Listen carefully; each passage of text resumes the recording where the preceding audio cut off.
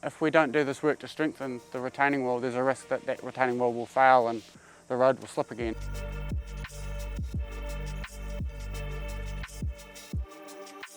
We're here on State Highway 2 north of Gisborne on Otoko Hill. We're about 45 to 50 minutes out of Gisborne here, going through some pretty steep countryside. We're here at Alan's existing wall, which is an existing retaining wall which has slipped as a result of the recent weather event.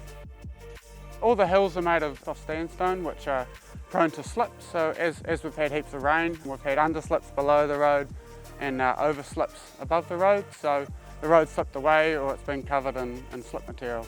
The work we're doing today is we're infilling where the ground has fallen away beneath the retaining wall with shotcrete, which is a sprayed form of concrete which is going under there, and then once we've done that we will be adding additional anchors to strengthen the wall where it slipped.